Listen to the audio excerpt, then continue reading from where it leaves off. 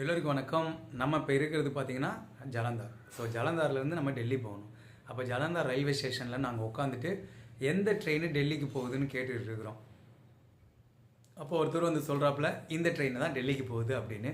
ஆனால் அவர் சொன்னது என்னமோ பக்கத்து ட்ரெயின் இல்லை, அதுக்கு அடுத்த ட்ரெயினை சொல்லியிருக்காப்புல. நாங்கள் இந்த ட்ரெயின் தான் போகும்னு சொல்லிட்டு உட்காந்துட்டு வேடிக்கை பார்த்துட்டு இருக்கிறோம் ட்ரெயினை எப்படா கிளம்பும் ஓடலாம்னு. அப்புறம் அவரே போயிட்டு திரும்ப வர்றாப்புல, டேய் அந்த ட்ரெயின் போகுதுடா. அவர் ஹிந்தியில் சொன்னாப்புல, நான் அப்படி சொல்கிறேன் இப்படி தான் சொல்லியிருப்பாப்புலையோ அப்படின்னு. உடனே இந்த ட்ரெயினில் புகுந்து அங்கே ஜம்ப் பண்ணி அந்த ட்ரெயினை பிடிக்கிறதுக்காக பறக்கிறோம்.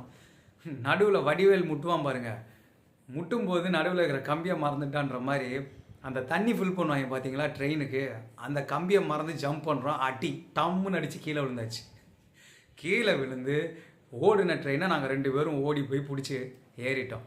சரிங்களா? ஸோ இப்படி தான் அந்த ட்ரெயின் பிடிச்ச கதை. அப்புறம் அங்கேருந்து மீரட்லேருந்து டெல்லியில் பெங்கல்பூரின்னு நினைக்கிறேன். அது பெங்கல்பூரியா மங்கள்பூரியா அது எனக்கு தெரியல, மறந்து போச்சு. அண்ணன் முத்து அண்ணன் அவர்கள் தான் வந்து எங்களுக்கு ஹெல்ப் பண்ணார்.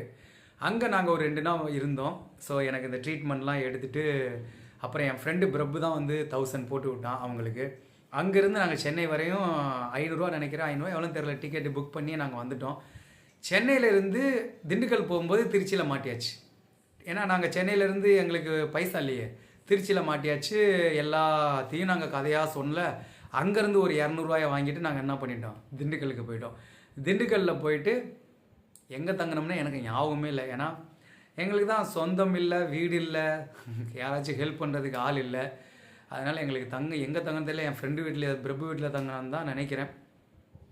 ஸோ இது தாங்க நாங்கள் வந்து பஞ்சாப்லேருந்து தேனிக்கு வந்த கதை.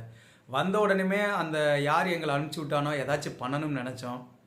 அதுக்கப்புறம் விட்டாச்சு, சரி போய் தொலை அப்படின்னு விட்டாச்சு. உங்களுக்கு அடுத்த வீடியோவில் நான் என்ன பண்ணுறேன், எப்படி காலேஜ் ஜாயின் பண்ணேன், காலேஜ் ஜாயின் பண்ணுறதுல யாரெல்லாம் எனக்கு உதவி பண்ணாங்க, காலேஜில் எப்படி உதவி பண்ணாங்க, அப்புறம் எப்படி காலேஜை விட்டு டிஸ்கண்டினியூ ஆனேன், எல்லாமே இந்த கிரிக்கெட்டுக்காக என்னென்னலாம் பண்ணியிருக்கிறேன் அப்படின்றத அடுத்த வீடியோ நான் உங்களுக்கு சொல்கிறேன்.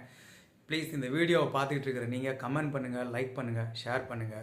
ஸோ அப்போ தான் இந்த வீடியோ ரீச் ஆகும். என் லைஃப்பில் நான் என்ன நடந்தாலும் ஏது நடந்தாலும் என்னுடைய எய்மை மட்டும் நான் என்ன பண்ணல, விட்டு கொடுக்கல, அதை ஃபாலோ பண்ணிக்கிட்டு இருந்தேன்.